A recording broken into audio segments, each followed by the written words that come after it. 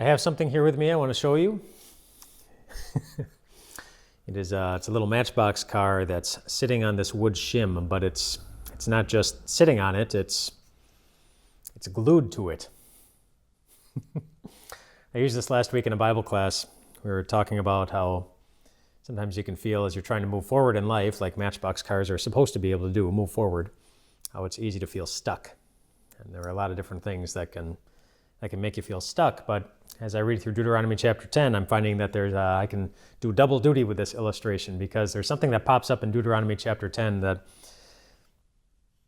allows us to use the same thing. The way that I attached this was by using glue. Using this Gorilla Glue. I'm not sponsoring it or anything like that, but it's like super glue. And we glued it down and it's stuck. And the reason I'm talking about all this in relation to Deuteronomy chapter 10 is because Moses is talking about God and describing God as the God who owns everything. He has access to everything. He could have anything that he wants. And he looks at the Israelites and he says, but the one thing that he chose to attach himself to was you. And he attached himself to you because he wanted to love you. He said he did this for your forefathers, and he did this for you. And I bet that made them feel really, really special. But you have the right to feel the same way because God did the same thing for you.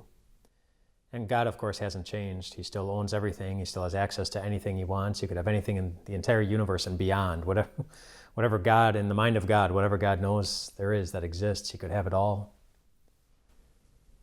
But there's only one thing he sacrificed his son for, and that was you. He wanted to attach himself to you. He wanted to love you. And he does. He already did it, just as surely as I already glued this to the wood shim. And it is stuck, it is attached. Even more surely, God has already attached himself to you because the sacrifice of Jesus has already been made. And if the God who has access to anything in the universe, who can do anything he wants, has set his affection on you and has already attached himself to you in love, it means there's nothing you need to be afraid of. It means whatever it is that sometimes makes you think that's going to be difficult to move forward in life, it's not actually going to stop you from moving forward. Because God is with you. He has set his affection on you. He has attached himself to you. And he will never fail to love you. So rest well tonight, my friends.